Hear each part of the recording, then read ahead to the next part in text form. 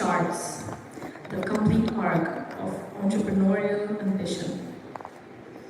This is where deals are made, partnerships are forged, and the artworks that design careers are established. Dubai has always understood something fundamental, that the future belongs to those who are bold enough to build it. And for 3 days, that future is being built right here, in this room. Let us build this remarkable journey together. Ladies and gentlemen, welcome to the Global Innovation Summit and Retreat 2026 Dubai.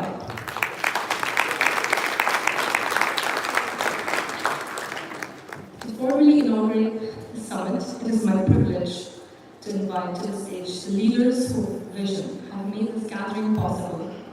Our first speakers this evening are leaders who have consistently worked at the intersection of innovation, ecosystem building, and global collaboration.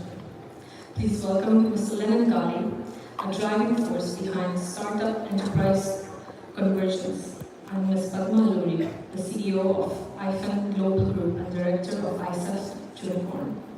Together, they have played a pivotal role in shaping this summit that empowers founders, mentors, and innovators present here today. Ladies and gentlemen, please put together your hands to welcome Mr. Lennon Ghali.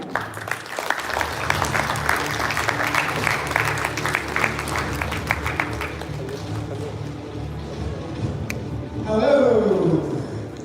It took a long pause for us to get here today, and welcome, and good evening, and I hope you're enjoying Dubai, because almost all of you that are in this room have traveled from far, far away to be here, and we really appreciate it.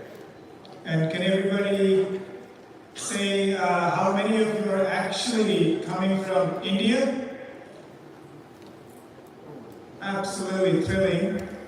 And we have people from the United States, people from Canada, people from local UAE, Singapore, Australia, United Kingdom, and the rest of the Europe, and many parts of the world, and some from Sri Lanka as well. And our friend here from Arvind De Silva has traveled from Sri Lanka as well for us here. So I have a big task of kicking this 3-day retreat through this welcome address. And this is our first ever Global Innovation Summit and Retreat in Dubai, in UAE.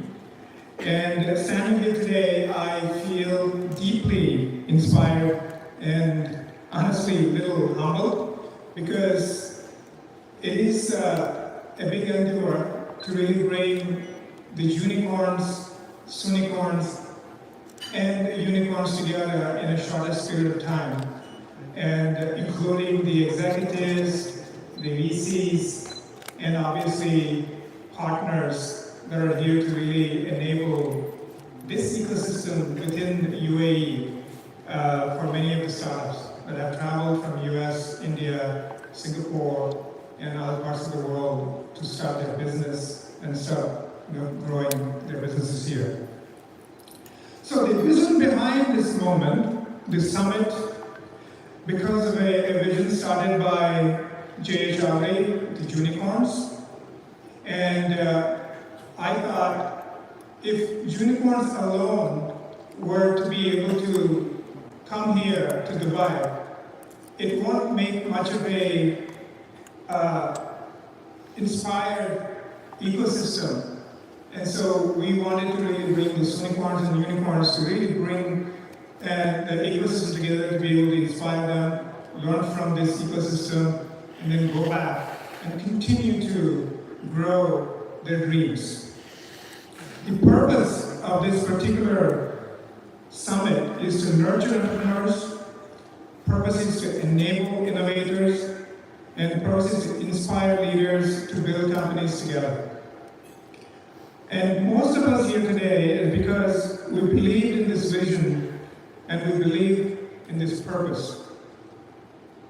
It's a collective effort, and I want to tell you that this is not a gathering that is made possible through a loan. It is a partnership between India Startup Foundation, Junicorns, Global CIO Circle, and incredible support of our core sponsors, partners that actually came from various different parts of their ecosystem, both from UAE as well as the rest of the world. The people in this room, if you look around, very diverse crowd. There are next generation dreamers, there are innovators, enablers, and executives. And they're here to dare change the world, start founders, turn vision into reality, and the unicorn founders, the VCs, and the CXOs, their wisdom is earned through experience, and they're come here to really share that with the rest of the unicorns that are here, to inspire them. There are doubts, and the answer, let me be honest, many people question if this is actually the right forum. Can this be even a summit in Dubai? Is it possible? Yet we are here, and you have traveled, and we are creating a program to engage and entertain you for the next 3 days. This is a purpose-driven mission, very clear, and one thing that made the summit possible is the grit. And why that is important, we're going to have speakers cover that today. And why perseverance and resilience, the refusal to give up when things look impossible, is an example that I wanted to tell you for this summit alone, to put it together in just 2 months. In UAE, somebody told me that it takes about 4 months to 6 months to really get an event put together. So we've actually achieved that in 2 months, and that because of all of you. So for that, I want to give a round of applause because you've made it possible. There are a lot of pillars behind this summit. They carried the invisible weight. They made it impossible possible. My heartfelt thanks to Padma. She's my prior, partner in crime, and Dr. Sunita. Without her, I think we wouldn't be probably even here in this facility.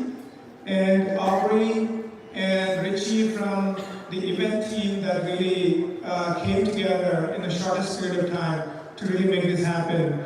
And Rakshita for making the startups and the pitches and everything else possible for most of these unicorns and Junicorns to be here. And I also want to thank my wife because she's behind everything you see that's created here today. They put up with me every day, the torture, the pressure, everything that I actually had to endure to make this really happen. And my son here actually built the website, so this is a family affair. If anything else, we're giving it to you from our family as our volunteers. There is nothing in this one as a pleasure to really bring you all together.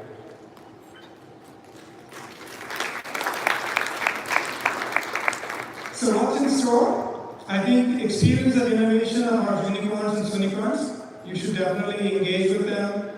If you're here for 3 days, please do make an effort to talk to them. And that's our sincere request. We want them to be inspired. We want you to spend time with them, ask them questions, what are they building. I heard already that many of you have been to those pitches where we were actually trying to warm them up. People actually come and told me like, man, these kids are amazing. Some of them actually can become a serious startup, which is an important thing for them to carry with them when they go back home. I think from tomorrow, we step outside of this conference room into the magic of the UAE and the surroundings of Dubai. With the desert safari experience, we're actually trying to take you, and that's a retreat. We will be having an outdoor dinner. We want most of you who've traveled, I think I'll tell you 90% of the people that are here actually travel from other places to be here. Some of them are jet lagged, drowsy eyes. Thank you for staying up. A simple request, build more relationships while you're here. Let the transactions happen naturally. You're not here to really transact, you're here to build relationships. And that is the whole purpose of our mission. When you make a relationship, that could lead to 10 transactions. If you make a transaction, that ends with 1. And I think people in this room provide such an amazing opportunity for those who are interested in building a positive energy and aura and relationship that will carry beyond this summit. A warm welcome, once again, the first Innovation Global Summit and Retreat. And I will be around throughout this summit. I'm happy to network.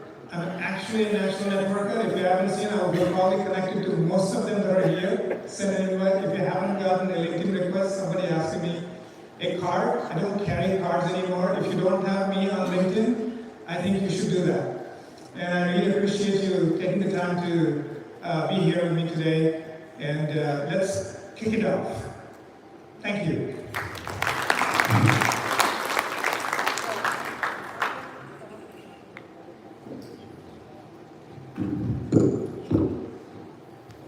So thank you, Mr. Gali, for the warm welcome.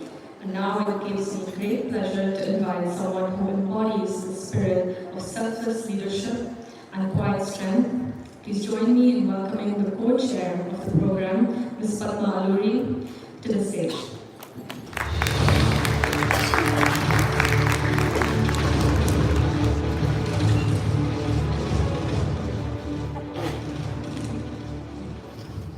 Good evening, everyone. It's truly a privilege to welcome all of you to Dubai and to this very special evening as we begin the Global Innovation Summit and Retreat 2026. Lenin has already set the tone beautifully from the Global CIO Circle perspective, and I'm excited to be co-chairing this summit with him. Together, we represent a shared belief that when leadership, intent, and opportunity come together, innovation accelerates. I'm Padma Alluri, and I also serve with the International Startup Foundation through the Junicorn initiative. I'd like to thank Dr. Jay Chaudhary, founder and chairman of ISF Junicorn, for his trust and for giving me this opportunity to be part of this journey. Thank you, sir.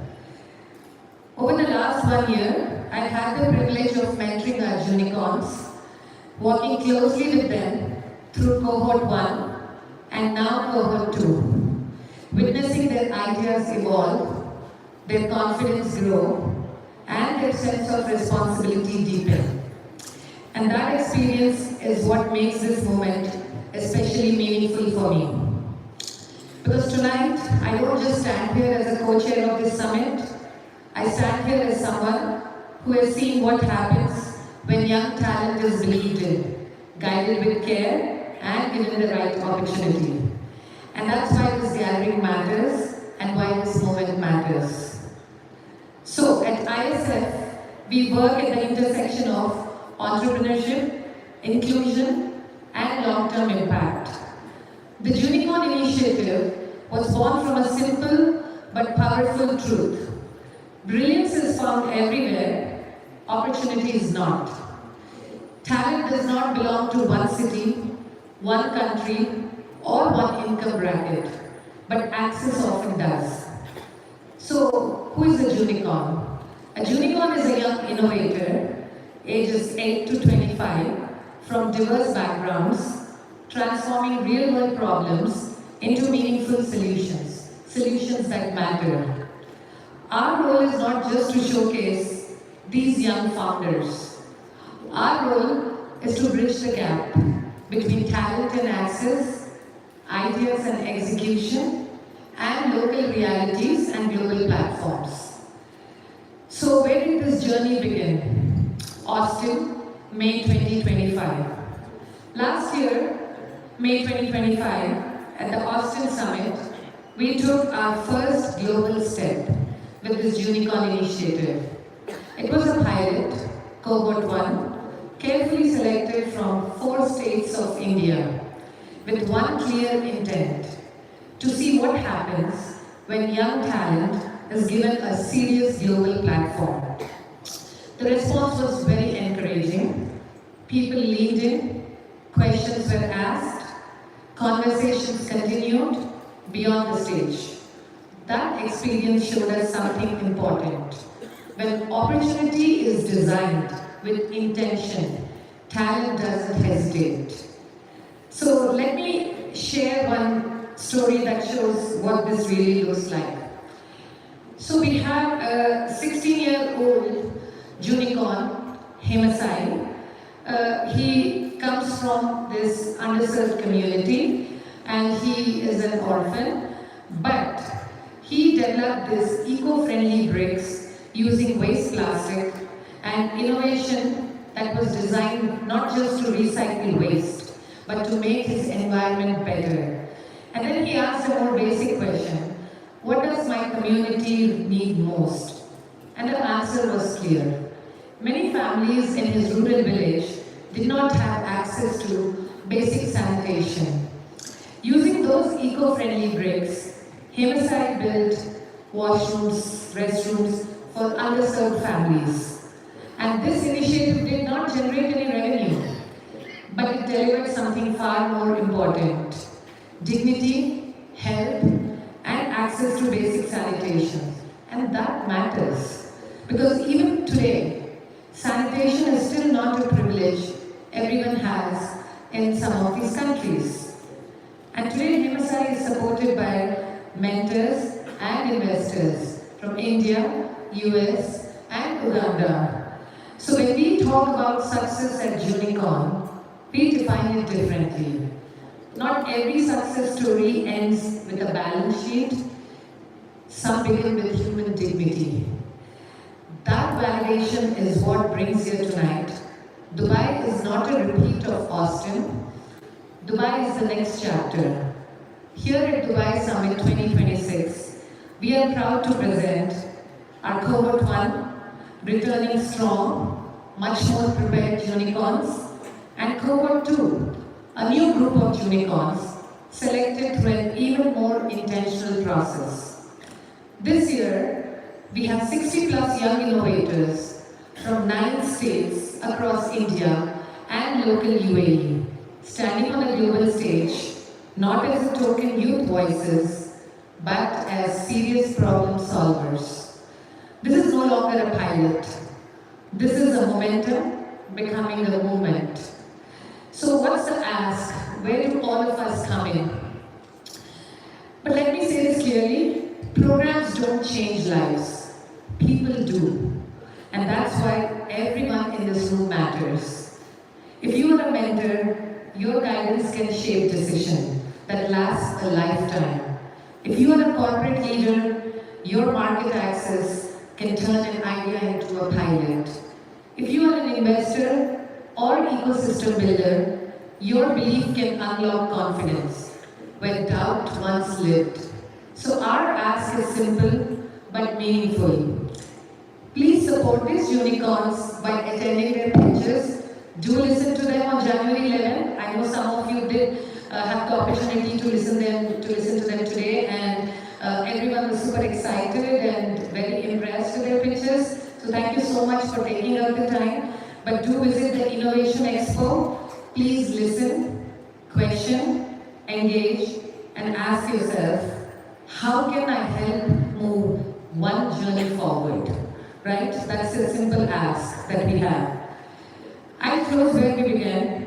Brilliance is everywhere. Opportunity is not. Austin showed us what happens when opportunity is offered with sincerity. Dubai is where we chose to scale that responsibility. So the future of innovation will be built by young people who are seen early, supported wisely, and challenged responsibly. And at ISF, through the Junicorn initiative, we are committed to doing exactly that. And we are grateful to have partners like the Global CIO Circle and leaders like all of you walking this journey with us. Years from now, the success of this summit won't be measured by what was said on this stage, but by the Junicorn who left this room knowing that unicorns and unicorns were walking with them. Thank you for being here, and welcome to Dubai Summit again. Thank you so much. And I would like to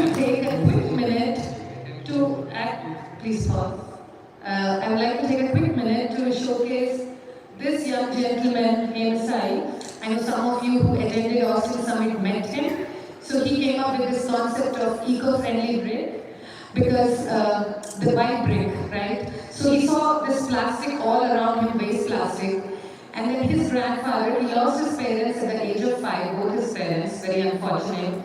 But his grandfather was a brick mason, and he decided to turn that into something meaningful rather than just collecting plastic and disposing that. And that's where he did his research, R&D, and he came up with these eco-friendly bricks. And he got the brick at Austin, and then he didn't know what to do next. So he comes from this very rural village, and that's where he saw that there were a lot of these underserved communities which did not have access to basic sanitation. And that's where what he did is, he entered into a Startup India competition. He won the first prize. He took that money, so he didn't ask any of the investors or anyone any funds for that. And then he built the first washroom all by himself in the village, which is today being used by 50 folks who did not have access to washroom. And then after that, basically there were some investors who came forward and they said they wanted to support him. And that's where we connected him to Uganda VC, Mr. Vinay Chaudhary, very grateful to him. And he supported him to build 3 more washrooms, because everyone in the village started asking him, can you build for us, can you build for us, the ones who did not have access. So this is truly a success story. Of course, how will he scale that up and all, we all have to help him, because this is for such a good cause. But I just wanted to share the 1-minute video because he couldn't be here this year at the summit. AVT, please play. Namaste, I am Chandra, a great student from Films.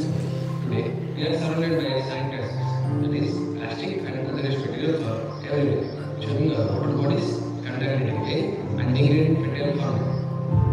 That's where my initiative Eco-Mission concept. Eco-Mission converts these plastic and other waste materials into low-cost, eco-friendly, durable, and customizable bricks designed to reduce pollution while creating real construction value. I am the founder and innovator of Eco-Mission. I have designed multiple prototypes and conducted quality and skill tests which perform better results compared to other methods. I represented my initiative in Junicorn Construction. There I got vendors and innovations. With their support, I executed real world value projects in public sitting area in the help of clean bathrooms and washrooms for economically weaker families. All these projects were provided free of cost to the sponsorship financial register. I am planning to expand this as own production unit with the help of so many people. I am deeply grateful to Team and ISF for their encouragement. I would like to thank my mentors, Marwan and Chandra sir, for their guidance and motivation. Thank you. Excellent success story. So thank you everyone for listening to this and watching this. But thank you. Please enjoy your 3-day summit here in Dubai.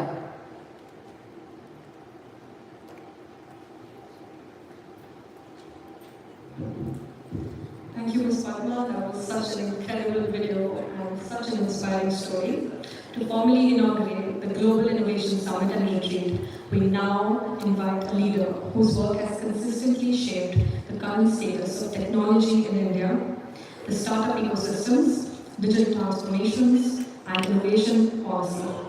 A mentor to entrepreneurs, founders, VCs, an investor bridge between the government and industry, and the founder and chairman of the International Startup Foundation and the Junicorns. Please put your hands together in inviting the man behind the vision of this summit, Mr. J.K. Chaudhary, for the inaugural address.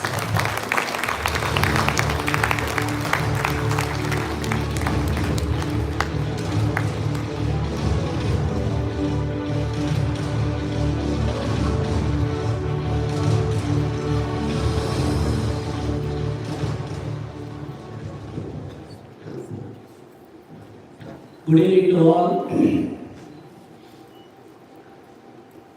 I am basically a retired employee. I used to work in government of India and various state governments. About 11 years back, I retired from the government. So I do something to keep myself busy.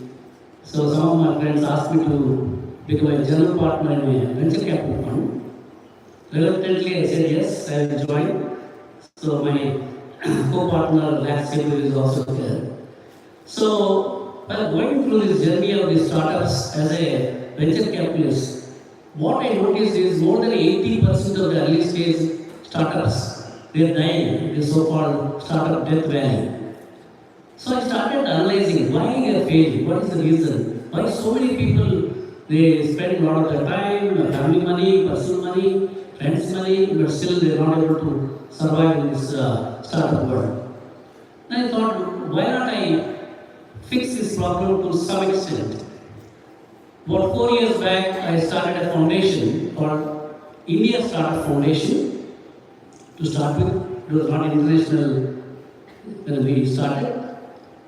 The formula for ISF to fix this problem. So I invented 3 M's and 3 C's. First M is, I noticed that most of the startups, they don't have proper mentors. Sometimes they have wrong mentors. They guided in the wrong direction. The mentor, he doesn't have any responsibility, right? To make sure that whom he is mentoring has to really progress in the positive direction. So right mentors is one important thing which I noticed that they don't have. Then other startups, why they are failing, they don't get the right money at the right time. I've seen, though I am from IIT Madras, many startups in IIT Madras, though they were started by IIT alumni, Madras alumni, but they are not able to get the funding at the right time. They come from middle class families, from rural areas and all that. So they are not able to take the idea to the next phase. That is the second year. The third year is the most important one. Most of the people, they have the mentor, they have the product, they have the funding, but still they are failing. Why? Because market access. Majority of the startups, not only in India, all over the globe, they are failing because they don't have the right go-to-market strategy. So I thought, let me focus on this 3 year, the mentoring, money at the right time, and go-to-market strategy. Then what are the 3 C's? I always believe I'm good at, like Lenin, I'm also good at networking people. So 3 C's, first is you have to connect. In India, now in Sankranti time, we call Pongal festival is coming. During the Pongal festival, particularly in southern states, they put a lot of dots, kilometers of dots also sometimes they start connecting these dots. Finally, a nice image emerges. We call Sankranti Mukuru. I thought that why not I connect, because I know a lot of people, many dots are there, some dots are really powerful. So why not I connect these dots to the startups? So the first C is connect. C is for connect. The second one, they need to have collaborative arrangement. A lot of people they think that, sir, I want to do everything, I want to develop the whole thing, all modules and all that. We have seen in Portal Player, when I left the government and started a startup called Portal Player, we had only 4 chips done by us. The rest of the ecosystem, overall, when we partnered with many startups, finally we gave a solution to Apple. Apple came out with Apple iPod and we took the company public in NASDAQ and we sold it to NVIDIA. So collaboration with the right partners is very, very important. So second C stands for collaboration. The third C, once you connect to the right people, once you collaborate with the right investors, technology partners, automatically they can celebrate their success. Not necessarily there will be a unicorn, a decacorn. Even a small success is also big success. The third C is celebration. So with this 3M, 3C concept, we started about 4 years back in a small village called Mudanhalli near Bangalore. From Bangalore airport, it is about half an hour drive. It is a small village where most of them birthplace is that place.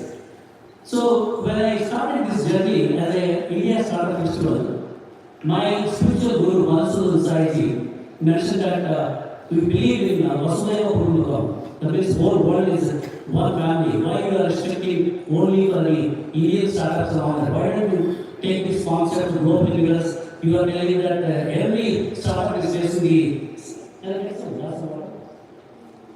So every thank you.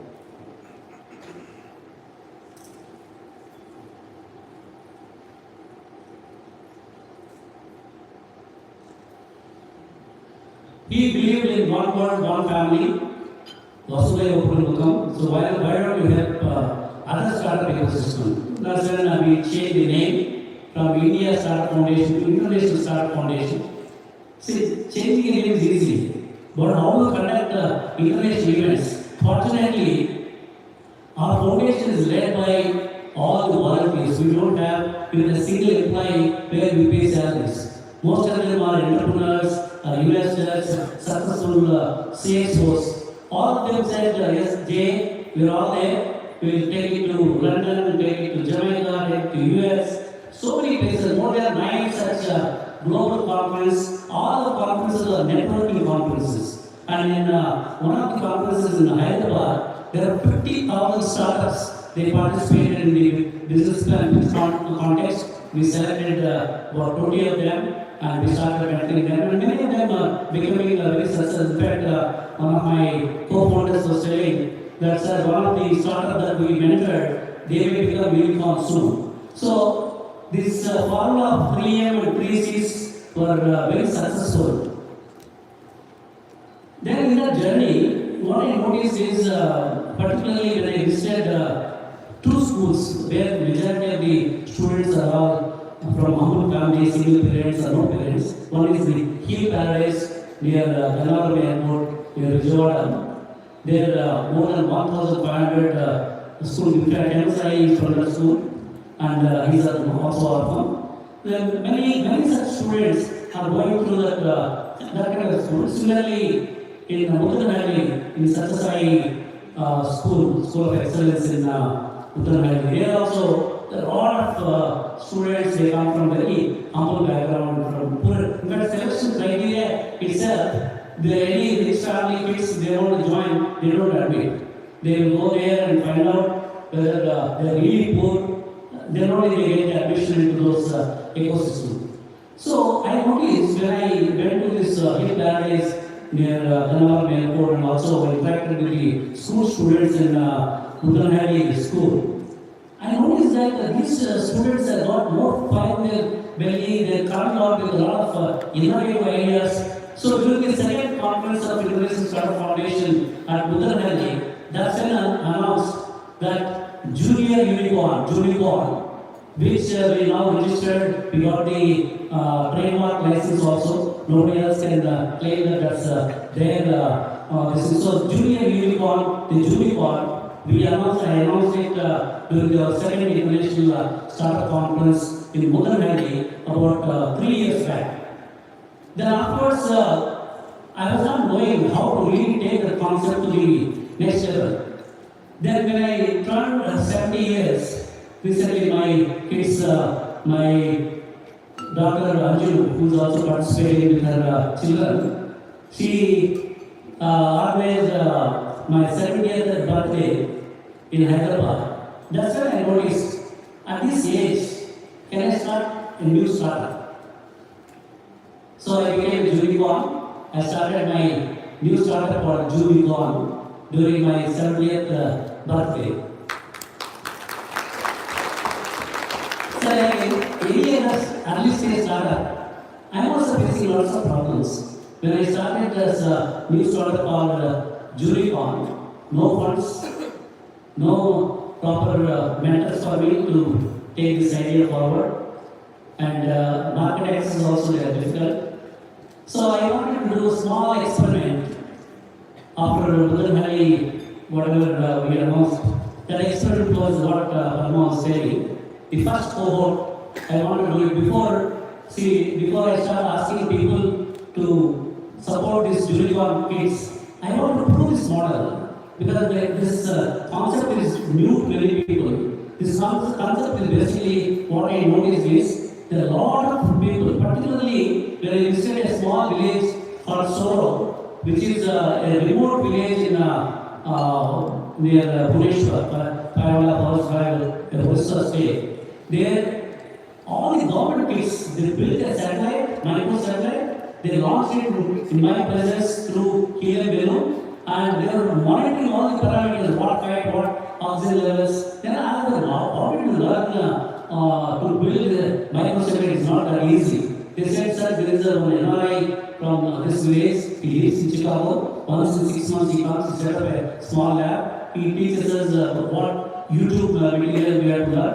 I think this internet and YouTube really democratize the quality of education. Whether you are in Stanford or Dubai or Hyderabad or any Timbuktu, they all have access to all the top class lectures, YouTube material, Stanford lectures, maybe your lectures also must be there studying on the YouTube. So now it's not a question of internet is a double-edged knife. Whether they can go to those YouTube material and learn how to build a microsatellite, the same internet some people are using for wrong purposes. So I noticed there is one. The second thing what I noticed in my village, somebody was conducting a no drug campaign. I asked them, my village, most of the innocent people are there, they don't have money. Where is the question of they having the drugs? No sir, drugs are there everywhere and these people are getting into drug addiction. Then I thought, why not I create another addiction? The drug addiction is there. If I don't give a bottle like this, a lecture like this, come out of the drug addiction, nobody will listen to. Then I thought, in Sanskrit they say, Pushna Pushneya Sindram.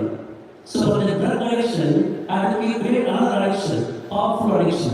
Then I was thinking, what is that addiction which can pull these people out of the drug addiction? Then I thought, why can't I create entrepreneurial addiction? That's why I thought, let me try this experiment. I was not sure whether this experiment will succeed and all that. So I wanted to do a first cohort. I was without knowing anything what are the complications. We will take all the kids who get selected through the Junicorn competition. We will take them to America. That America thing really worked like a magic. I don't know in Dubai whether that works and all that in Middle East. Maybe I think this is what even second person that may be working, America must be working as a magic, right? In India, when I was STPA director in Hyderabad, there is a place called Amirpet. Amirpet was a success track. Everybody comes to Amirpet, get trained and some this thing, they used to get some job in one of the companies, H1, go to America, green card and citizen. That's how many NRS from here, they all pass through that. Somehow this America was the greatest thing which I noticed. In fact, some of the school kids in that hill paradise, one girl, Anantalakshmi, sir, if I am selected, you really want to take me to America? Yes, if you are selected, I will make sure that we will go to America. So that America thing, with all these people, this junior Junicorn competition first cohort, they will take more time, and this is an important thing because they are very convinced. Because if I am not able to get all of them convinced to become mentors for all the rural Junicorns, my purpose of coming here to Dubai will not be successful. I will take a little bit more time, see that end of the day, that so these kids again, they said, sir, we will always speak in Telugu, we will present in Kannada, we will present in Oriya. But by the time they came to Austin, Texas, they were all able to give the presentations in English, like any other startup founders, in a very structured way. What is the problem they are solving, and how much money they require, what is the structure it will be. I was amazed. And all of them got funded. In fact, there are some people, I want to acknowledge their support. One person, Prasad, he is the founder, chairman, Prasad, right there. So when I wanted to take all these 40 kids to America, I don't have that much money. I asked Prasad, this is the Noble project, I want to take all these people to America. Can you fund their travel and accommodation in the Star Hotel and all that? Immediately he came to my head. He said, yes, Jay, I am going to support these kids. Without that, I don't think I would have taken these kids to Austin, Texas. That experiment would have been a failed experiment because all these kids, they thought that because they got selected, they will go to America. Now what happened? Thank you. Now what happened? The kids who came and attended the first cohort in Austin, Texas, when they went back, they are all telling kids in their villages, oh, I went to America, I was in NASA, I was in a space shuttle. So all the parents are telling, oh, these kids have participated in the Junicorn competition, why you are getting into drugs and alcoholism and all that, why don't you next time in ISF conducts the Junicorn competition, you should participate. So last time we did this experiment only in 4 states. This cohort 2, 17 states we conducted this Junicorn competition, and I want to really acknowledge Chinmay. Chinmay, where is not here? Chinmay is one entrepreneur, again a volunteer, and he actually conducted this examination in all these 17 states, and we were able to select so many people, and they are all here. Again, for the second cohort, Mr. Prasad again came forward. Though I funded for the first cohort, second cohort also I want to fund their they all came because of Prasad's help. I want to acknowledge Prasad for not only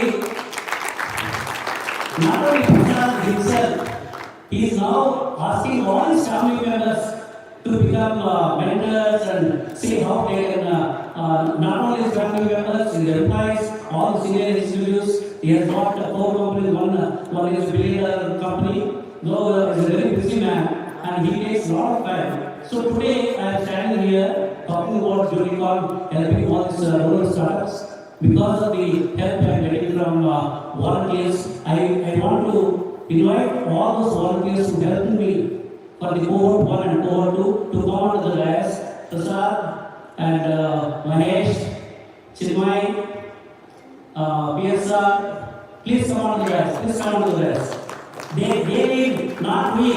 We are not doing anything. These are the volunteers, Padma. Please come on to the dais. All the volunteers who helped the cohort 1 and Raj Sipuri, Murali volunteer. Please come, please come. Come on to the dais, Murali.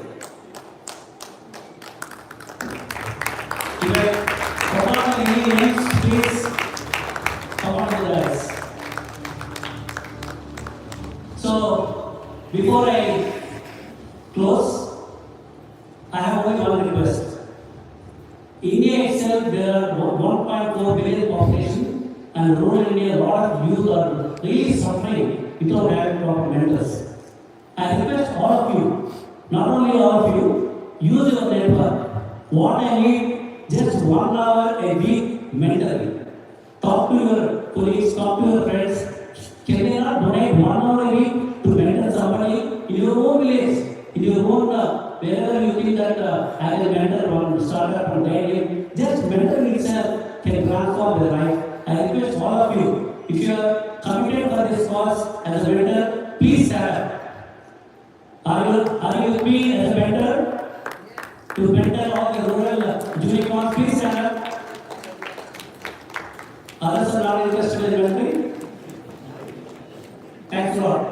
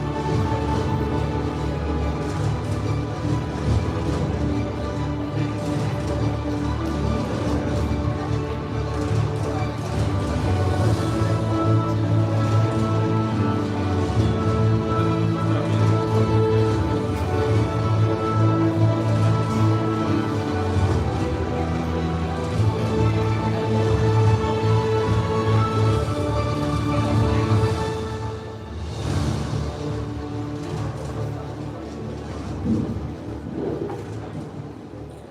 you, Mr. J. Chaudhary, for the amazing speech. As we continue this inaugural evening, it is my honor to invite a distinguished global leader whose experience spans markets, industries, and international collaboration. Mr. Arvind De Silva, a cricketing legend, who scored an unbeatable 107 in the 1996 Junicorn match final, becoming the only player ever to score a century and take 3 wickets in a final match. Man of the match in both the semi-final and final, and ICC Hall of Fame inductee in 2023. But Mr. Arvinda's second act is equally remarkable. He's reinvented himself as a visionary investor and corporate leader. He currently serves as chairman of ID Holdings, driving innovation across logistics, transport, and automotive sectors. He specializes in early-stage startups, mergers, and strategic acquisitions, bringing the same discipline that made him a champion on the field to the boardroom. Ladies and gentlemen, please put your hands together to welcome a true champion in sports and business, Mr. Arvind De Silva.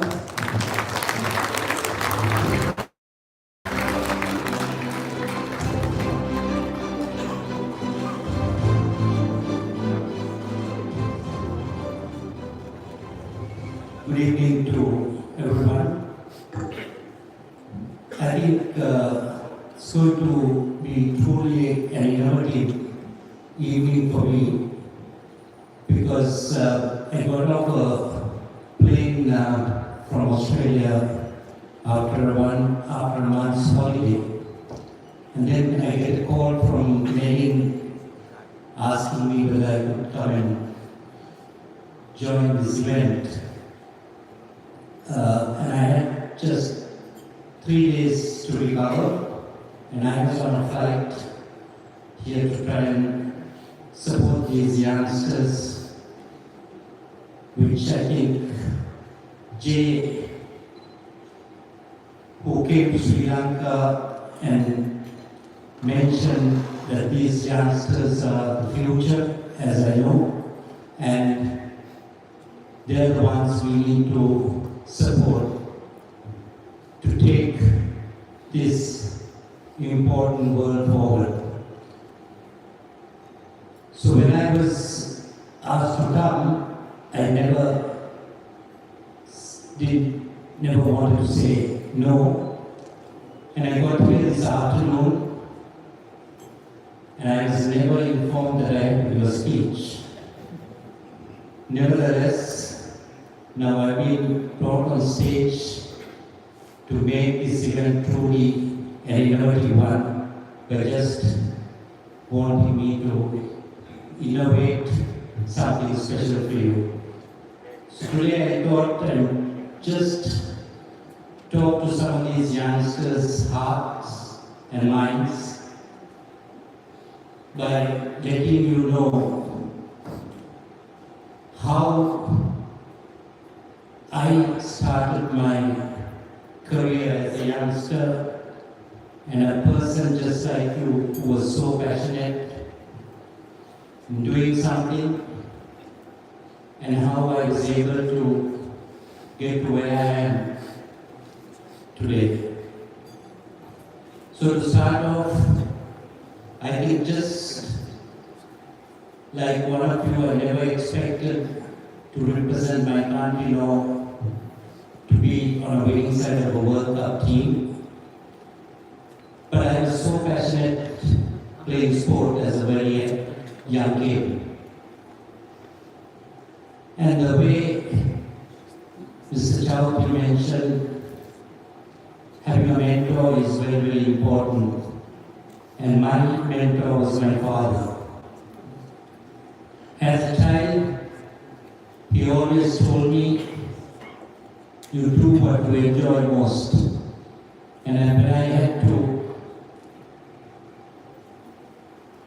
decide whether to continue my studies or whether to continue my cricket, because we did have the privilege of having a tournament tournaments such as IPL at the time when we played, so that we could have built a career through the sport itself. But when the day came for my advanced level, 1 week prior I got picked to tour England, and my father's words were, "Son, what do you want to do? Do you want to go on the tour, or do you want to stay and finish your advanced level?" Obviously, as a child who was so passionate, my obvious answer was to go on the tour. And I promised him that I'll come back and do my A-levels the following year. So I went, played that tournament, and I went through, had a very good season, came back, and I was still in the team for the rest of the practice sessions because we never had cricket so often like nowadays. So we had tours maybe once in 4 months or 6 months.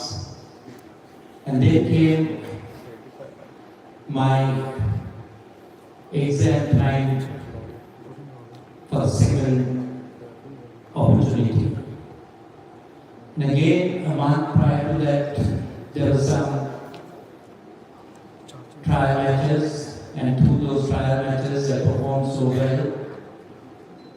And then they selected me to go to Australia just a couple of weeks prior to my exam again. And that was the end of my educational career. But I always was very intrigued in learning. And more than learning, I loved experimenting things. And that's something I always did even on a cricket field. So once I went on that tour and I came back, then I continued my career. So I had a lot of success, a lot of disappointments, failures throughout my career.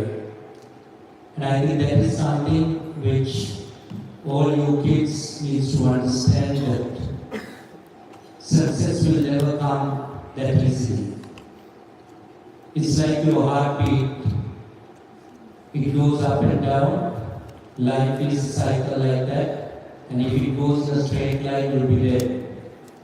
So you need to understand that performance, there will be highs, lows, and that is something which I always have to put up with. So at that stage, I realized that cricket was the opportunity for me.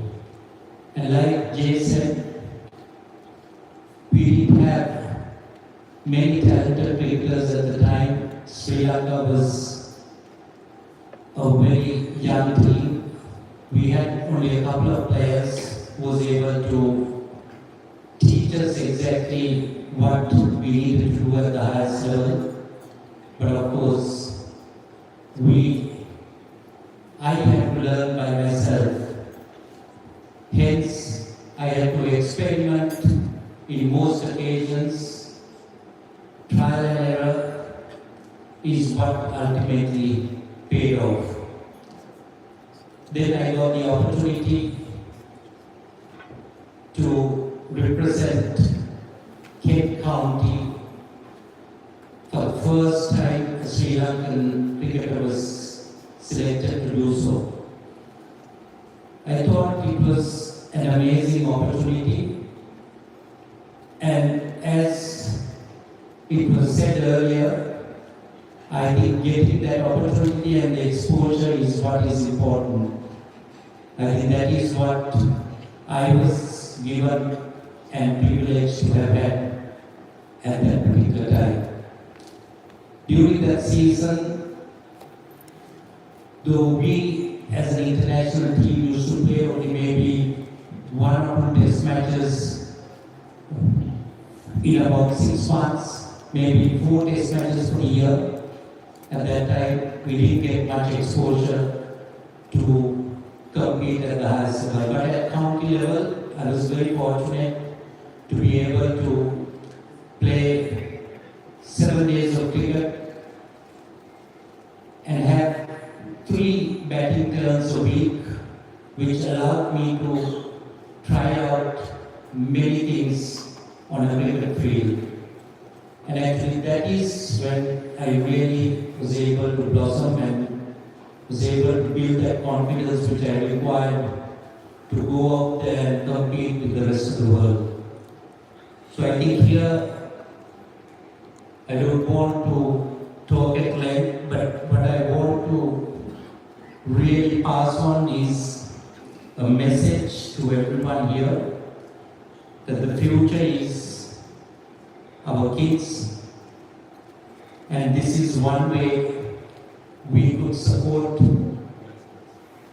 their passion and also their future to serve the world better.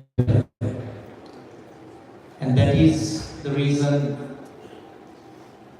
where Mr. Chowdhury mentioned about Mudareni, where there is a foundation called One World, One Family. And similarly, I brought them to Sri Lanka to work together with a foundation called Vibhuti Foundation, which I am involved in again. And there we look after kids and we focus on 3 areas, very special areas: health, education and nutrition. I think those are 3 things which I feel all kids have to have. And it's not an option, but it's a compulsory thing for any child in this world. So my request to everyone here is to make sure that in whichever way we can, to be able to support these young kids to make this world a better place. And I hope this foundation and the CIO Forum will come forward to support this cause, and I would like to wish both of them all the very best in their future endeavors. Thank you very much.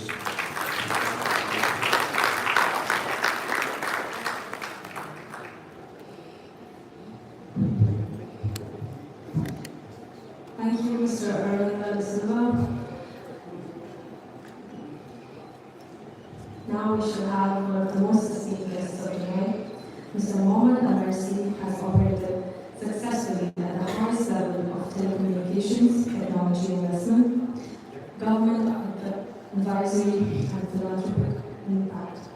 His expertise lies in navigating complexity, regulatory, political and cultural, while creating sustainable value and lasting impact. Mr. Mohammed has built businesses across Africa, the Middle East, and cultural Asia and Europe. For founders aspiring to build truly global companies, his insights on understanding local needs, building strategic partnerships, navigating regulatory environments, and adapting business models to different economic and cultural contexts are invaluable. He is also a passionate philanthropist committed to using business as a force for positive change, particularly in education and opportunity creation. Mr. Mohammed embodies the 21st century leadership, commercially astute, globally minded, culturally aware, and deeply committed to impact. Ladies and gentlemen, please put your hands together to welcome Mr. Mohammed Al-Mersi.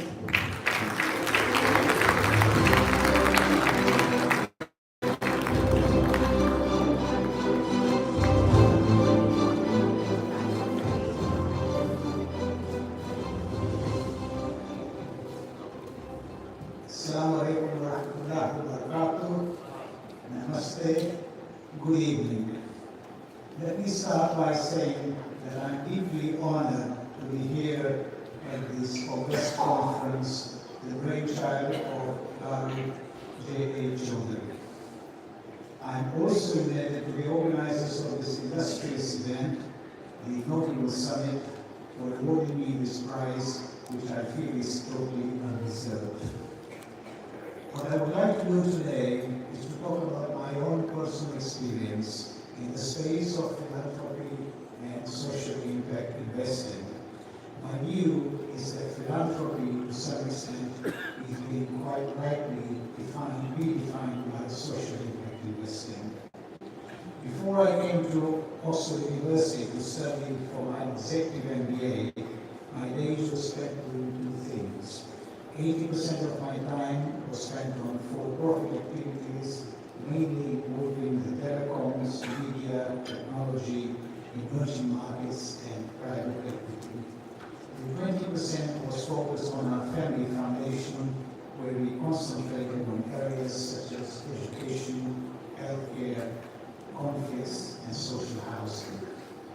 Very soon after starting the foundation, we as a family realized that we really didn't know what we were doing when it came to running the foundation with impact.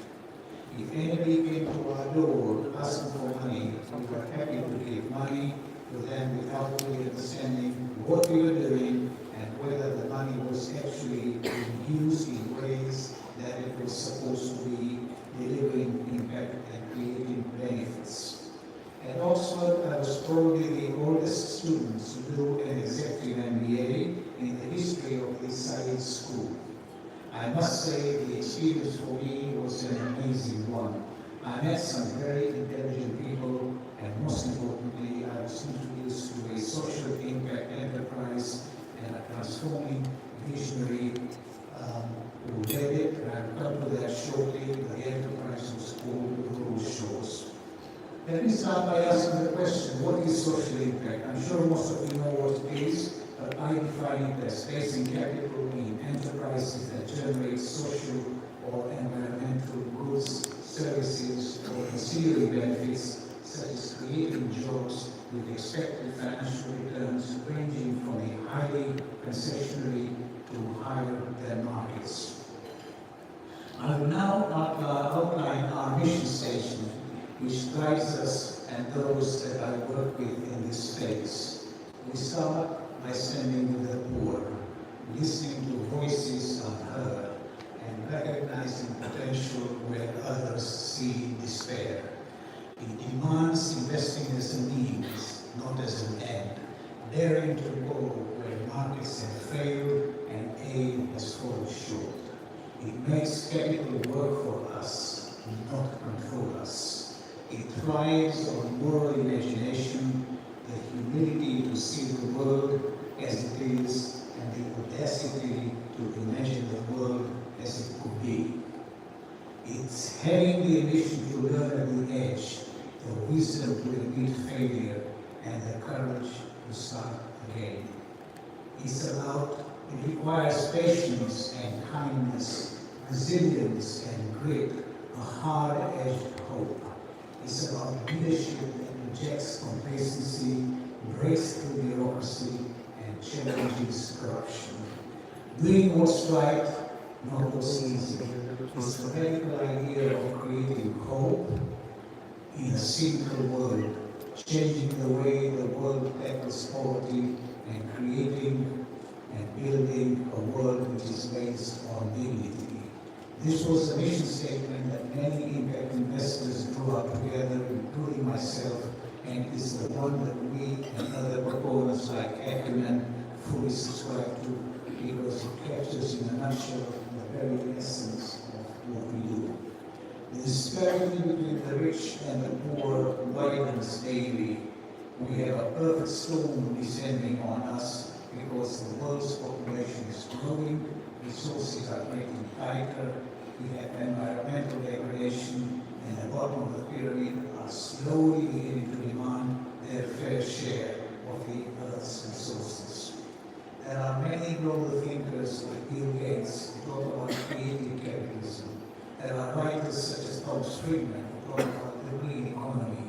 Whichever label you put on this movement to make the world better for everyone, you will find that there is someone nearby trying to address the same problems through impact investing. The goal here is to create an environment where you ensure that it is not just about making money, but it is about taking care of people and the environment. I formed our social impact platform, Inclusive Ventures, while at Oxford. If you look at our logo, you will notice that it is striking. Its inspiration comes from a story that resonates very much with me. This is the story of Aleppo, Jalab in Syria. Aleppo is a city that was destroyed by war in Syria. In its heyday, it was a city that had Muslims, Christians, Jews, everybody living side by side, everybody living happily. It was a very entrepreneurial city. One day, the Prime Minister of Aleppo came to the ruler and he said, "My Muslim population is asking me to throw away the Jewish and Christian people out because we cannot all live together. What should I do in answer to that?" The ruler said to him, "Tomorrow, please come back and bring me a bunch of roses and a bunch of flowers of different colors, and ensure that they are all good and diverse in their color range." The PM did not know what was going on, so he brought this bunch of roses and flowers and asked the ruler what he should do next. At that point, the ruler said to him, "So now put all the roses on one side and all the other flowers on the other side. See how nice the individual flowers and roses look. Now put them all together and see how beautiful the bouquet is." That is what the PM understood, that to truly make society flourish, you need people from all walks of life, all holding hands, and all walking the walk together. So our logo is designed with the colors of the rainbow, which are absolutely inclusive. We celebrate diversity in all that we do. We do not discriminate on the basis of class, color, race, religion, or creed. It doesn't matter to us where people come from. I'm going to move now to a completely different subject. One problem for me when we started our foundation was the situation I observed where we were creating a culture of dependency when we made grants.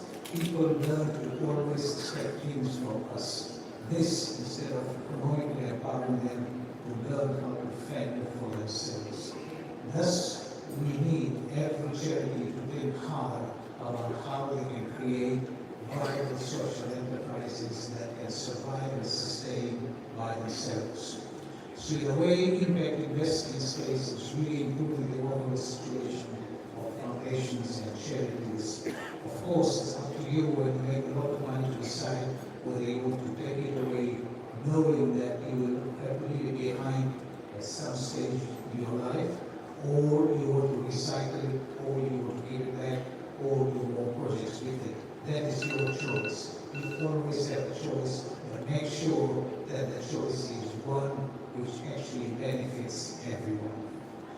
One of the many social segments I have focused on in Inclusive is on education that leads to earning a sustainable livelihood.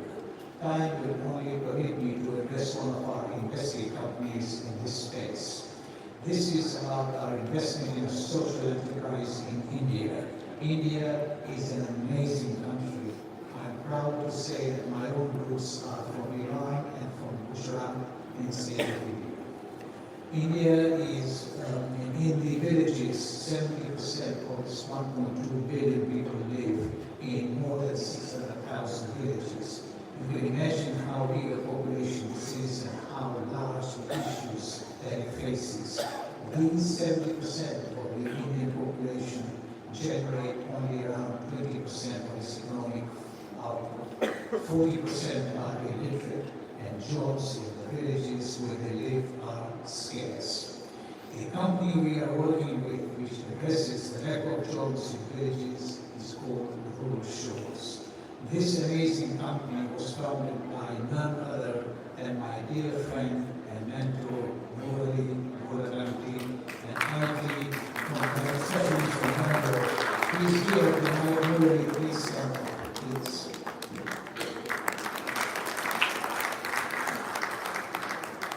Murali's basic thesis is that we understand the concept well of offshoring, we understand the concept of offshoring, i.e. bringing jobs back.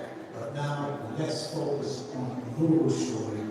Let's see how we can bring jobs to all villages of India so everybody has a decent livelihood. Their mantra is love all and serve all. They are country-based, but they are nationwide in scope.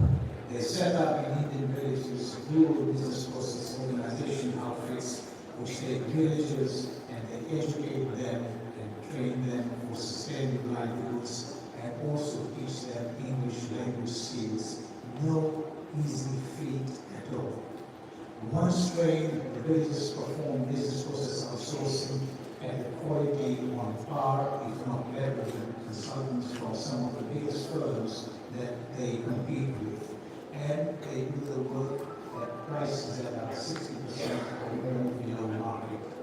Murali did not stop in India. He quickly realized that the same problems that exist exist also in advanced economies like the United States. So he created People Shows, on whose board I proudly serve. Thank you. The skilling in the US is more advanced and AI is the main driver today.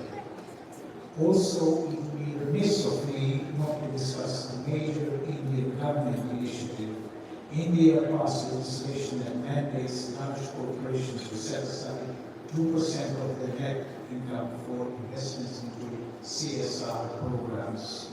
This is absolutely unique and is an example that should be followed by many of the developing countries. Companies like Google Shows and many others could do so much with this money. This new money from CSR offers could be patient money, money that would not necessarily demand a 20% return or IRR. Sadly, more needs to be done to galvanize this capital, and India's model example should be followed globally. Finally, I want to leave you with some food for thought about money and its limitations. Money can buy you a bed, but not sleep. Money can buy you a clock, but not time. Money can buy you a book, but not knowledge. Money can buy you a position, but not respect. Money can buy you medicine, but not health. Money can buy you amusement, but not happiness. Money can buy you acquaintances, but not friendships. Money can buy you obedience, but not faithfulness.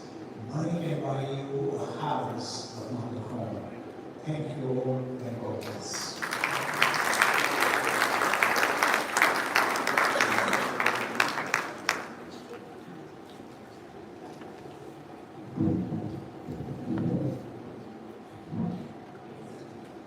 Thank you, Mr. Mohammed. That was very insightful, especially the last few on what money can really buy you but cannot.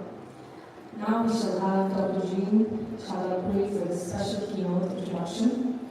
She is the Managing Director of the entire group of companies, a prominent conglomerate spanning food, electronics, IT, real estate, and healthcare. Under her visionary leadership, Nikai has been one of the region's fastest growing brands, offering over 500 products across 60 plus countries, reaching 50 million customers with a workforce of 10,000 employees. The group's excellence has been recognized with prestigious awards including Super Brand, Power of Brands Hall of Fame, and the Sheikh Khalifa Excellence Award. Dr.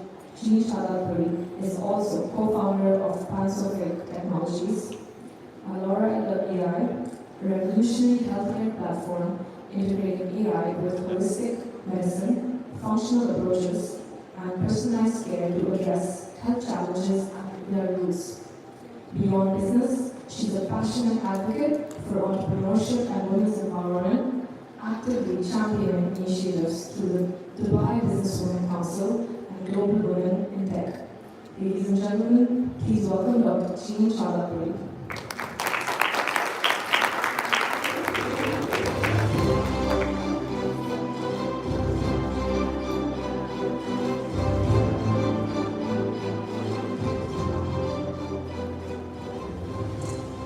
Namaste, good evening, Assalamu alaikum.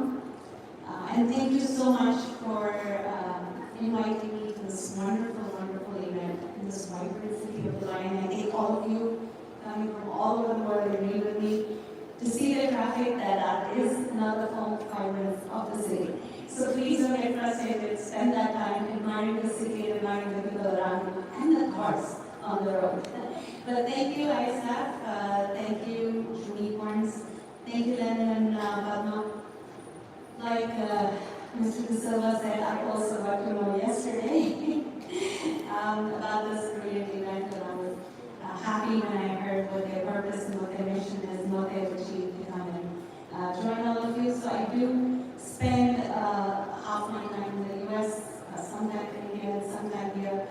But as you well know, once you come to UAE soon becomes home to you. And does let you go. So UAE is home now. My name is Dr. Jean Charlotte. I'm a pediatrician by training and also mental health. Most of my training and education has been in the US, and my career has also been in the US.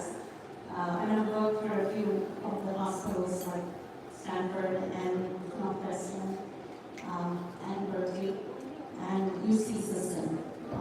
And spent several years doing internal medicine, and then slowly decided to get into administration. So the business of medicine happened to be my career for the longest period of time.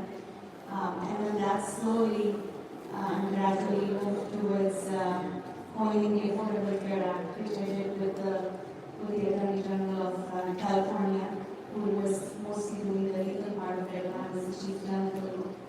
So Affordable Care Act then became Obamacare, and then we started doing some work on the opioid epidemic and homelessness in the state of California. After it was actually declared a national emergency, we worked on that task force for about 2 years. And then of course COVID hit, and all our lives stopped. All of us doing a lot of good work everywhere had to move our attention and funding and resources to just dealing with COVID. And all of a sudden, we saw the good, the bad, the ugly, I want to say the ugly year of ugly. It was life-changing for a lot of us. It was a lot of learning for a lot of us. But for me, I think I take pride in being part of whatever initiatives, whatever service I could do to the country and the people over there. Whether it was making policy, or if it was deciding on the medicines or the vaccines or the socioeconomic impact of the states. We've all gone through that phase, learning a lot. I think if that alone would have taught a lot of us, a lot of resilience, a lot of grit, and a lot of adversity. And we all came out just fine. A lot of us came out scarred. And a lot of us just optimistic way of looking at it, glass half full, right? Is what did we learn from it. So I was asked to speak by Lennon and Padma on entrepreneurship, resilience, and grit. So I looked up the definition of entrepreneurship on an LLM model, and I got a really snazzy definition, which was art of calculated risk-taking, challenging conventions, and someone who executes with speed and innovation. But real entrepreneurship, especially at scale, is far less glamorous. And some of you in the room are probably just tasting a lot of that. For me, I would just say it's about shouldering an immense amount of responsibility and carrying the weight of decisions that shape the outcomes of many. And this weight of responsibility keeps a lot of us up at night.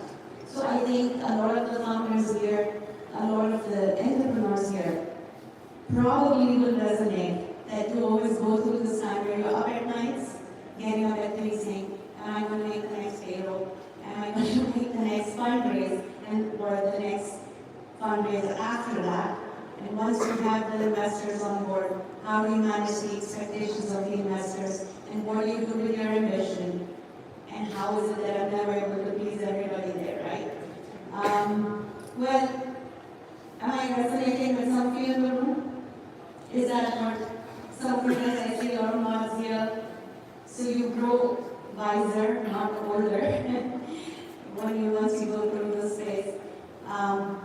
But this is what grit is, right?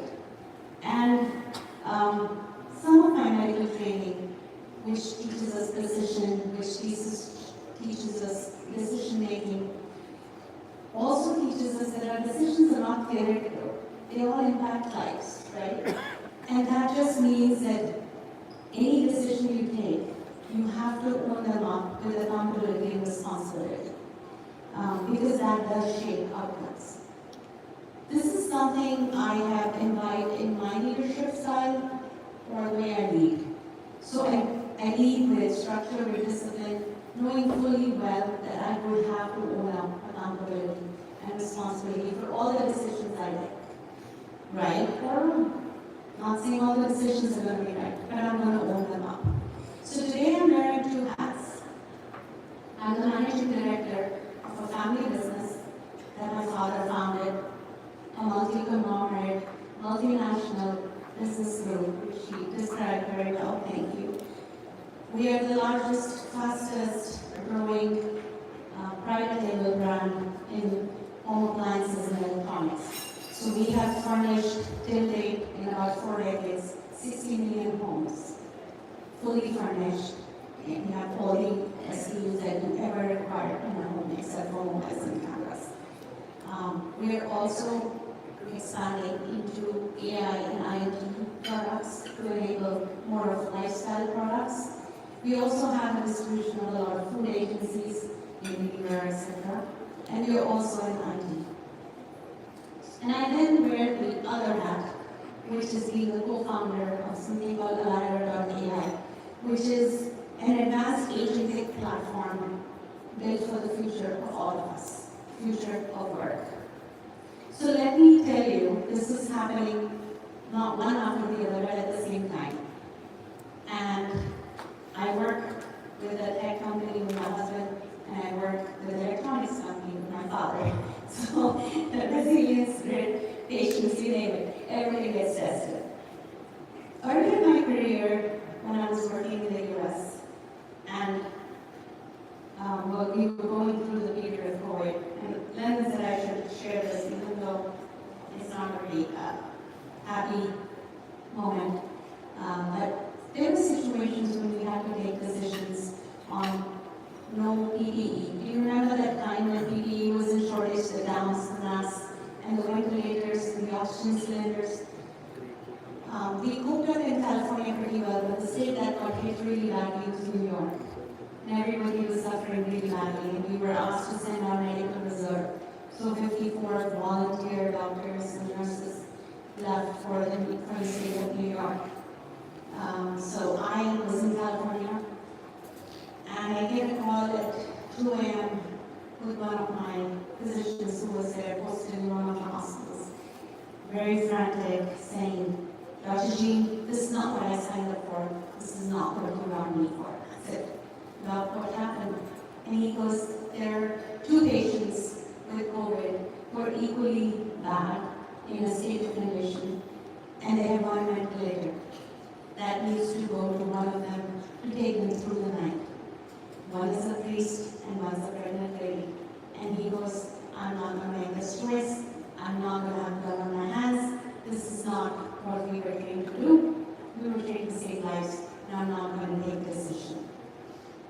So here I am at 2 a.m. thinking, what can I possibly do? Like I said, the decisions that we have to own up, right, and live with. So I said, can you put me on speakerphone and take me into the room where they are, which was the emergency room. So he does that. And I introduce myself, And I said, I have a situation here that I would like to discuss openly. I am no God, I'm nobody to take this decision. My team is not comfortable taking this decision, so I would like to share with you the dilemma I'm in and see if you guys can help me out with the decision. So I said, we have shortage of ventilators. Both of you have equally bad lungs. The ventilator needs can only go to one person who will make it through the night. The other person may not. And the priest said, oh my God, you guys, that was all that you were wondering? This was all the problem that you had? He said, it's very obvious. There are two lives there. I live my life. The ventilator should definitely go to her. And he went away, signed the paperwork. And of course, we know he survived the morning he did. There was that decision. There were some of the decisions which we did on closing down a lot of businesses who went bankrupt. I know for a fact you probably were not in the best economic state in the state of California that we were. Did we do the right thing? Because as doctors, physicians, administrators, we always have a lot of scientific data to back everything up. It's all evidence-based, it's all guidelines-based. We didn't go for it. We didn't have time. We didn't have time to get that data, to get that much of testing, whether it's with clinical trials or whether it was evidence-based guidelines on the economic policies. We just had to take the call. And all this we're told, you have immunity, so anything that you do, you need not be held against. Well, does that mean everything okay if we take the wrong decision? No. And did we take all the right decisions? Definitely not. But we owned up. We owned up to whatever we did. So not everything is perfect. Not everything will come to you in a platter. Not everything will look so sorted and clean. Not all the ducks will be in a perfect row. I would say all the ducks will be not even there. But how do you make sense of all this and still take a decision? Ethnic I group, leadership is more of stewardship. So what I face every day is not just growing a business, but how do I protect that trust and the legacy that's built over 4 decades? You're accountable to people, you're accountable to partners, and you're accountable to the legacy. You don't just chase disruption for the sake of headlines. You have to maintain continuity with integrity. And integrity is something we've maintained for 4 decades. Integrity, sincerity to our customers, sincerity to our products, sincerity to our service that we provide, and the best of all, sincerity in not cutting on the quality despite what happens to the cost. Yes, our margins are very, very low sometimes because we just refuse to go down on the quality. It's because any decision I take in cutting down cost, if it impacts a life, it impacts one life, it impacts many lives.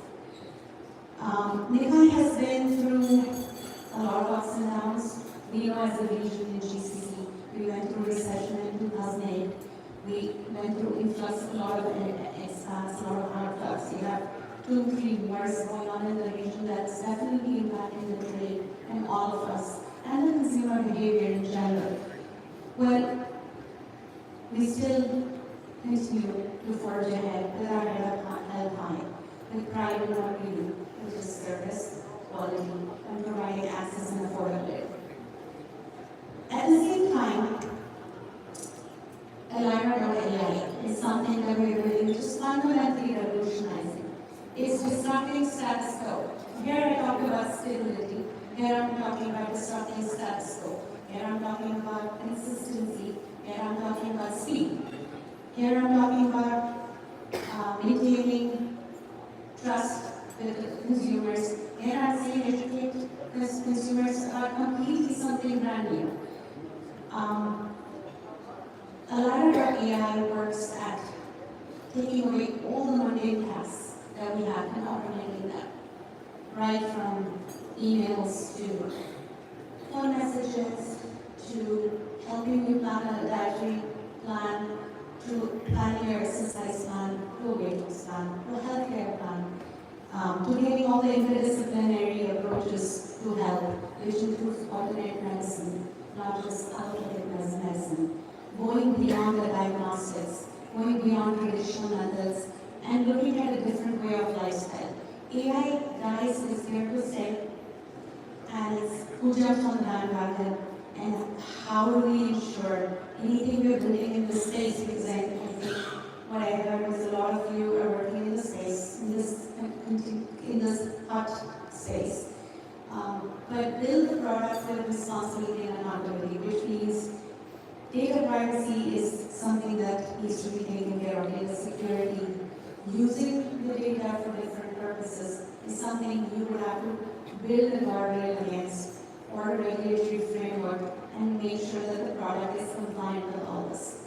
So when we were building a product, which is this agentic AI framework, which includes not just creating agents, but also training them, competing them, deploying them, and then monetizing them by all the subject matter experts who don't have to be coding savvy or technology savvy. They talk by video, text, or feeding in content, and you develop AI agents which need subject matter experts that you can then monetize and deploy in different spaces. Industry agnostic, completely. Again, building this responsibly, because you have a lot of AI products now that are just ChatGPT with a wrapper around it. This is not what you want to do. You want to think of decades, not just quarters of performance. You need to think of where the pain point is for the voice of the customer. You want to think how sustainable is this going to be. Wearing through hats, like I said, in today's age, taught me one thing, a lot of things which entrepreneurs, I hope, can learn early on in their life, which I learned very late. One, you don't have to sacrifice or give up on the present to build a bright future. You can do both, but you have to do both with excellence. Resilience is not about being calm in the chaos. It's about being stable and making the right decisions when the complexity intensifies or multiplies. Third, scale matters. Global AI is now supposed to be an investment of about $407 billion. Create something that takes a chunk of that in the industry, in this economy. It's an agentic economy, guys, where human expertise is not replaced, it's only amplified. Think of it as if it's not going to take away jobs, but it's going to give you back the time with your parents and children, which all of us have now forgotten thanks to this device. So we've gone through this whole cycle of picking up calls as an assistant, doing the sales calls ourselves, and then tomorrow we are the product manager, and the day after we are the service manager. We have been through this phase. You guys are probably doing this as well. Well, do you also think about one thing?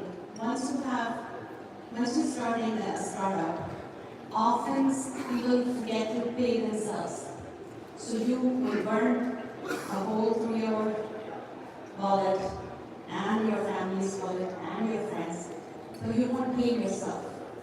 Always build in your own cost, your own salary when you're doing a startup, when you're thinking of funding. Your time is valuable. You are the founder. You deserve to have a lifestyle, not a flamboyant one, but you deserve to have yourself paid. So don't forget about eating your salary, which often people go sometimes years without doing this. Every founder in this room will face doubt, delay, and disruption.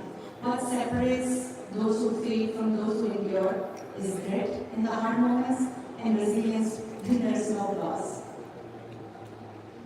The strongest leaders are not those who chase trends. They build platforms, they design ecosystems, and they also think long term. Entrepreneurship is not about how fast you move things when things are easy, it's how steady you are for years and years and after that. The future belongs to those who can innovate without losing discipline, scale without losing humanity, and evolve without losing themselves. So please have your me time, take care of yourself, take care of your mental state, because if there is no you, there is no company, there is no product. People often burn out too quickly, through their relationships, burn through their friends. Do not do that. Take care of those. So lastly, I'm just going to say, talent may open the door, but grit keeps you in the room, and resilience is what builds your enduring company. Grit turns setbacks into strategy, resilience turns pressure into power, and that's how enduring companies are built. If you need anything at all, I'm available. We do mentor a lot of startup founders, and I'm always here. I spend a lot of time here, but now technology keeps us all connected, so there's no reason not to be available anytime if you don't desire. Thank you so much, guys, and best of luck with everything.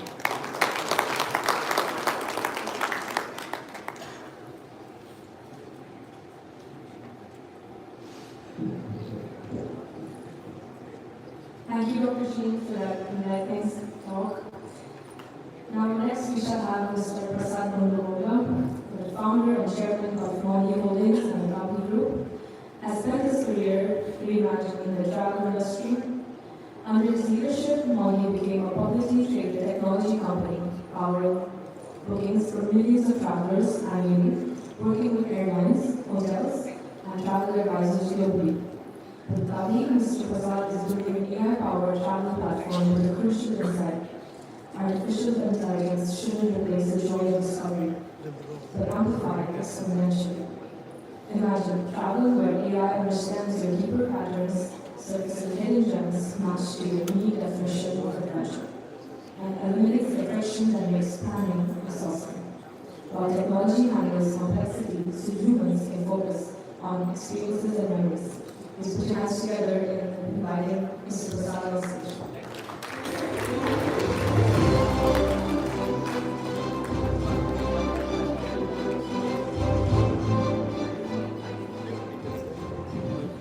Good evening, everyone. Who am I am a previous generation of Junicorn. Came from a very humble background, and being there at some point of my life, like you guys.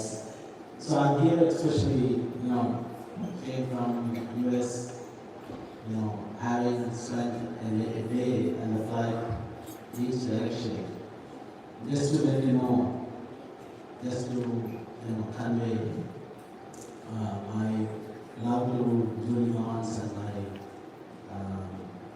loving Junicorns. The last two years, somehow I built this very strange relationship with these Junicorns somehow. In Austin, it's not about sponsorship, it's not about money, it's about that bond that we built. And I was so happy I could still remember those memories where 3 days of I had in state of Texas University, and after that we went and on a boat trip.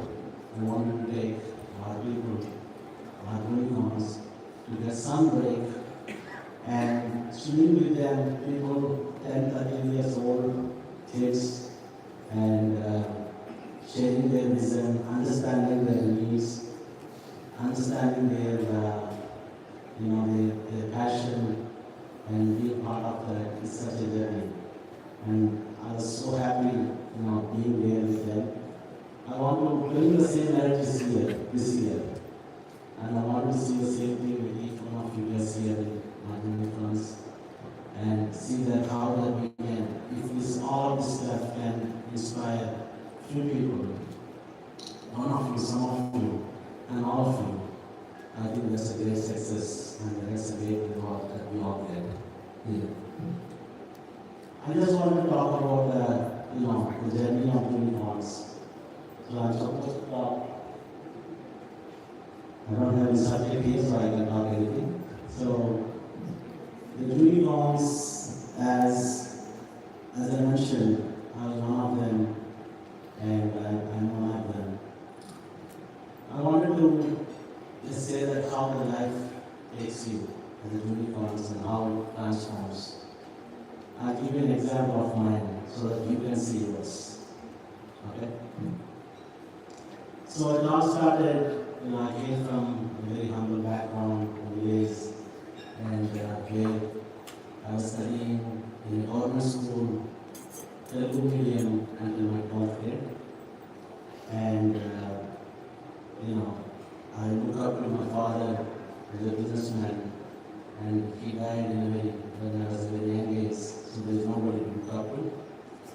So obviously, there's a lot of vacuum in life, and but it did not break me through at any point of time. So I did my my graduation, undergrad, grad, then I went to US, the land of opportunities. I thank the land so much. And when I go there, wanted to start a job, but somehow stumbled into starting a business, and it somehow got lucky or successful. But I think what is important here is that the journey of yours, the journey of mine, the journey you can envision. So the Junicorns to Junicorns to another unicorn. The Junicorn is what you are. Unicorn is everybody's dream of making $1 billion company. The another unicorn is, which is what I define for ourselves, is touching the billion people's lives. So it is not about dollars anymore. When we talk about unicorn, it's about the lives that we touch. So that actually changed the whole ecosystem. My serial entrepreneurship is social entrepreneurship, and how would I make build organizations, build enterprises, and to make that impact that actually gives me, serves me the purpose. So it's as I mentioned, one great thing that and one good thing that you all should, especially the unicorns, should have in your lives is purpose. When you don't have a purpose, you have one. Okay? You just don't discover that yet. Okay? So you will look for it. It will evolve. When I was young, starting a business, my purpose is to take care of my family. My purpose is to take care of the small business that I own. The purpose is to touch, and take care of my employees and everything. And it evolved. Now I'm talking about I want to touch 1 billion people's lives. So it may evolve, but the purpose should be there. And the purpose of that social entrepreneurship lead us to start some enterprises. So we are operating in 3 different verticals. Travel, we have the largest travel B2B company marketplace in the world. God willing, so we are here. I thank my people for making it happen. Then we started healthcare, a company called Junicorn. We wanted to touch the lives of the rural and city, wherever there is a need for the people, using the technologies, using the infrastructure, and using the,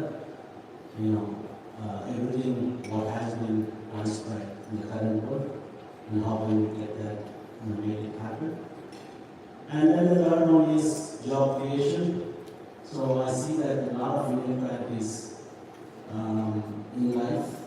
We are very thankful. We are having all these huge books and staying here talking about the stuff.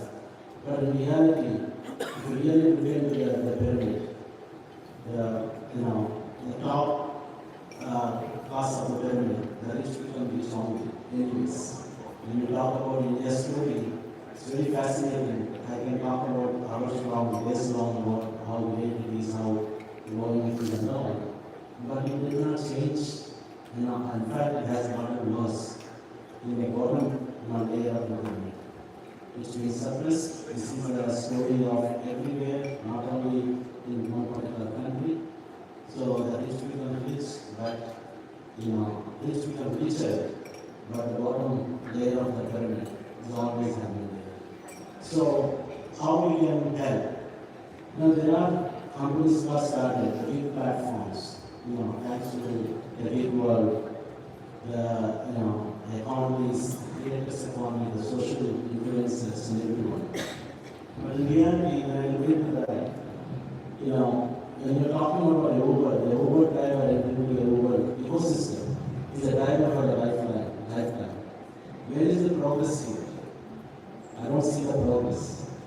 When you are talking about, a great quick commerce platforms, delivery boy, and the system, delivery boy for the rest of your lives.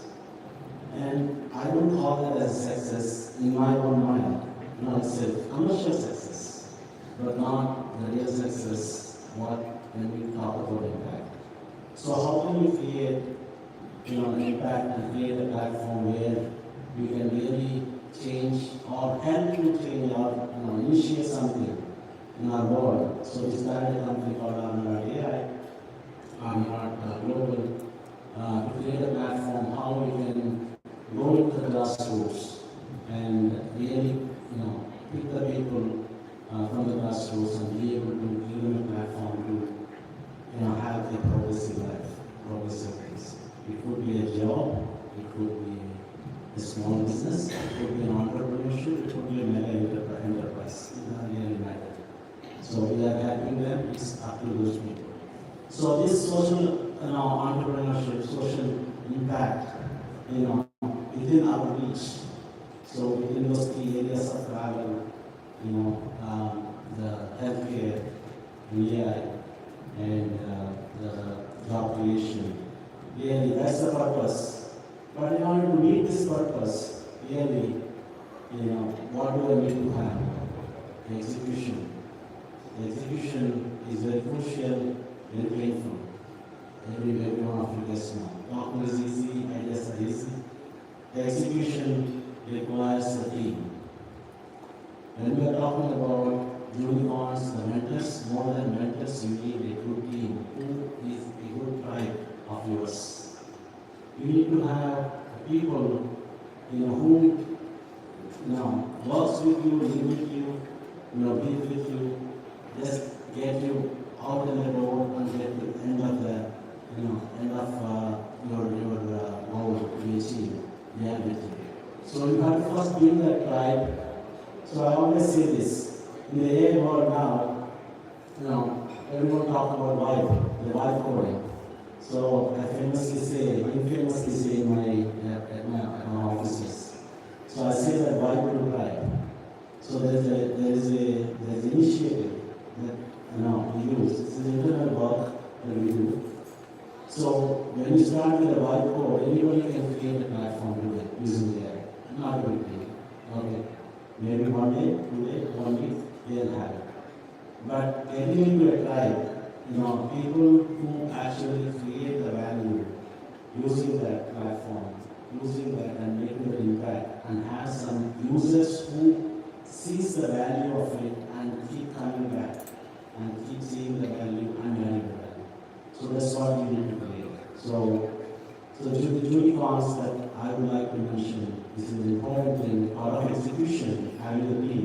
I'm very lucky to have my team. And we will continue to enhance the team and continue to enhance the team by bringing the new generations, because the trick here is not about what we teach them, it's about what we learn from them. So it's an amazing thing what I'm seeing with the youngsters. We have recently had some 50 people in Pune, and the average is 24 years. And there's so much to learn from them. And every day we learn from them. So it's about hiring those people, bringing the people into our system, and now they think that we are doing something for them, but they don't know that they are doing actually, they are helping us to build something big.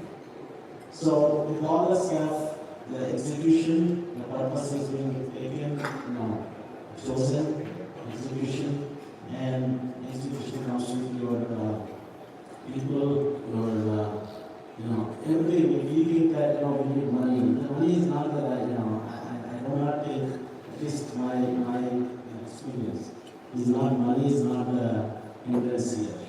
Money will come somehow. If your purpose is right, if your work is right, your team is right, there are many rich people in this country, in this world, and who can provide the capital for you to grow.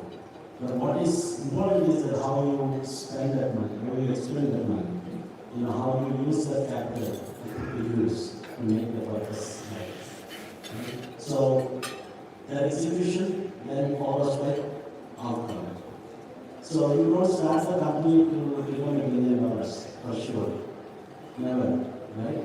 You start the company with whatever purpose that you do, and you work day and night to achieve the purpose. But ultimately the outcome is that it could be $1 million, it could be $100 billion, $1 billion. It could be the next, enormous there. Great. So the point here is that you don't work for to make the money, to make the outcome. You do not decide in life the outcome. You only work for your purpose. The outcome is just the side kick that you get. And so with that, I'm happy. I have shared some great memories with those kids, and I look forward to working with you for the next couple of years. And please feel free to utilize your time and our time very wisely, and see that how we can help you to help us to achieve our the purpose. Okay, thank you so much. It's been a pleasure. And thank you, Joseph. Thank you, Joseph. Thank you, the volunteers. I have seen them working, from the background, in the back side of the space, how hard they are working. And I also see them, on the front with great smiles. But it's not an easy task, and you guys have done it, and we are doing it. And I thank everyone for participation and your contribution. Thank you.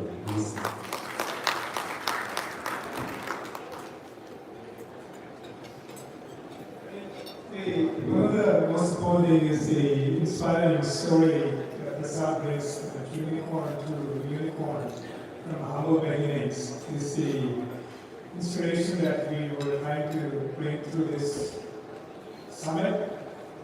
We will take a short break. I know we all need to eat. We have a wonderful buffet set up outside.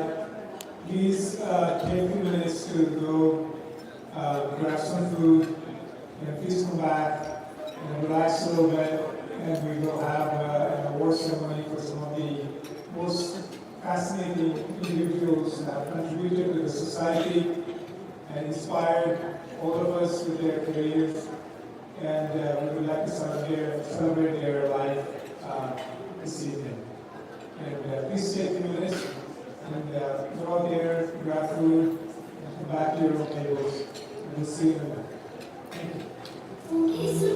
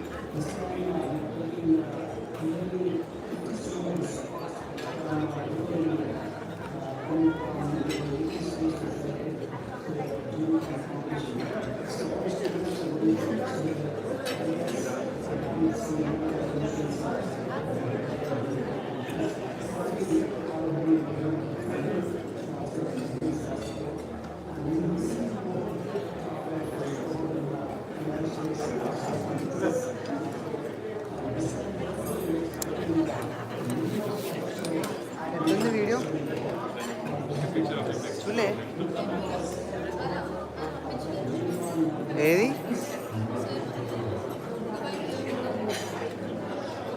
Starting అండి ఎన్ని minutes